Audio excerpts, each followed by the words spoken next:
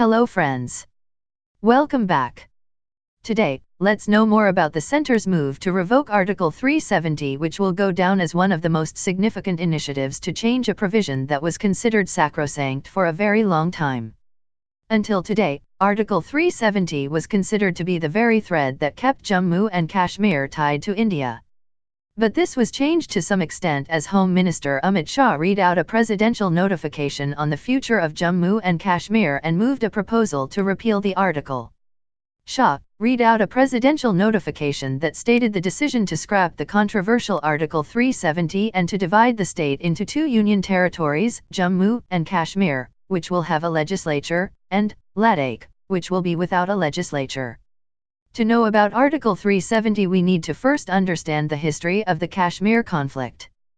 The Kashmir dispute dates from 1947.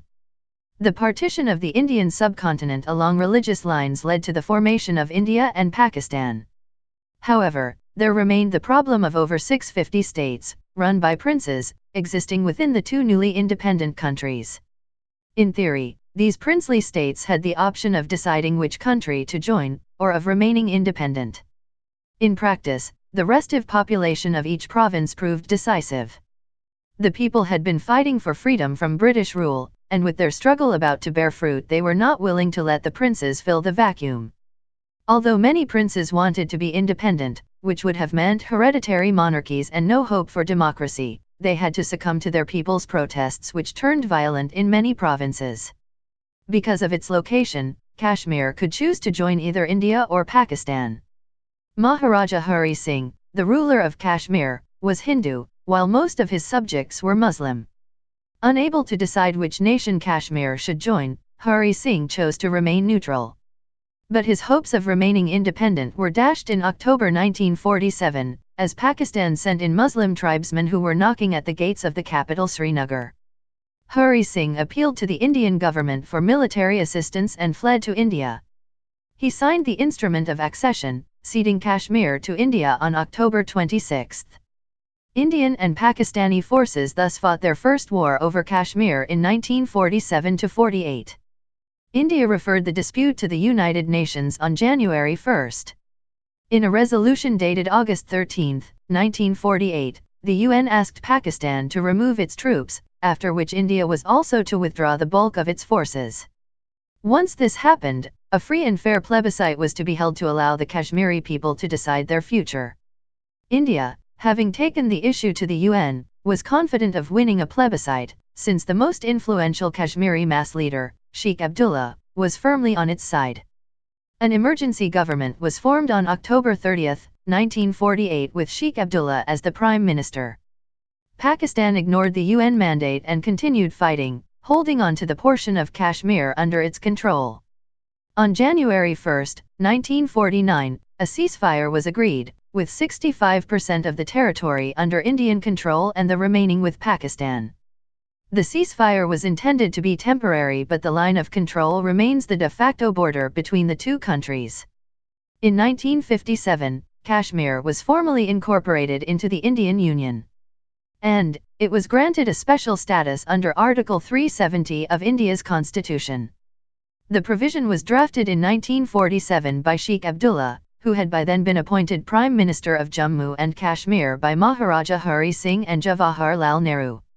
Sheikh Abdullah had argued that Article 370 should not be placed under temporary provisions of the constitution. He wanted ironclad autonomy for the state, which centre didn't comply with. What is Article 370? Article 370 of the Indian Constitution is a temporary provision which grants special autonomous status to Jammu and Kashmir. Under Part 21 of the Constitution of India, which deals with temporary, transitional, and special provisions, the state of Jammu and Kashmir has been accorded special status under Article 370. According to this article, except for defense, foreign affairs, finance, and communications, Parliament needs the state government's concurrence for applying all other laws.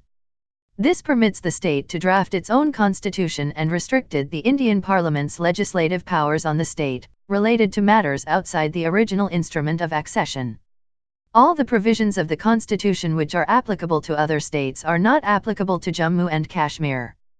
For example, till 1965, Jammu and Kashmir had a Satriyasat for governor and prime minister in place of chief minister. Thus, the state's residents live under a separate set of laws, including those related to citizenship, ownership of property, and fundamental rights, as compared to other Indians.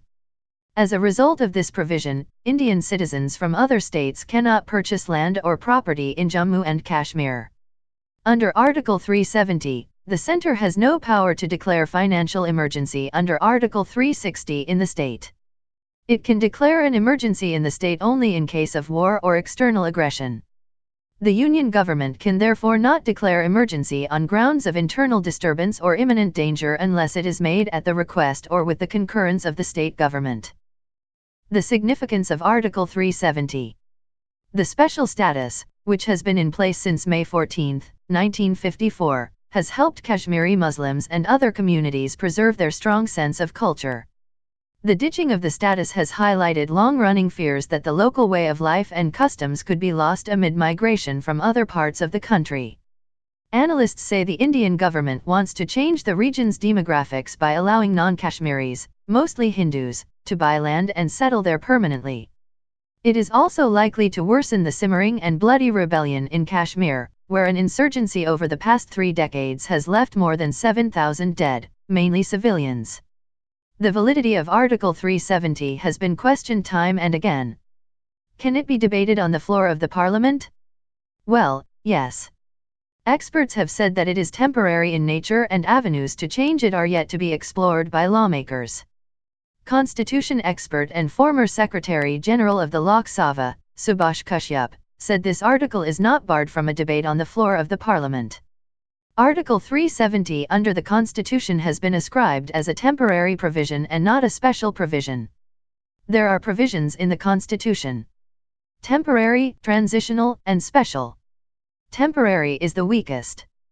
The question is, how can it be ended and when shall be ended? However, legal experts point out that removing Article 370 comes with riders. There are practical problems in removing Article 370. There are a number of presidential orders issued under Article 370 extending a number of statutes and other provisions applicable in other parts of the country to Jammu and Kashmir. If 370 go without any alternative, it will create practical difficulties. Now, what is Article 35A? Article 35A of India's Constitution permits the local legislature in Indian-controlled Kashmir to define permanent residents of the region. The article came into being in 1954 by a presidential order under the Constitution's Article 370, which grants special autonomous status to Jammu and Kashmir state. Article 35A forbids Indians from outside the state from buying land, permanently settling, holding local government jobs, or winning educational scholarships in the region. Article 35A also gave the Jammu and Kashmir government the right to decide who qualifies as a permanent resident. The permanent resident is subject to some special rights. The article, referred to as the Permanent Residence Law, also bars female residents of Jammu and Kashmir from property rights in the event that they marry a person from outside the state. The provision also extends to such women's children. The article also says none of the above laws can be held as void on the ground that it takes away the rights conferred on other citizens of the country.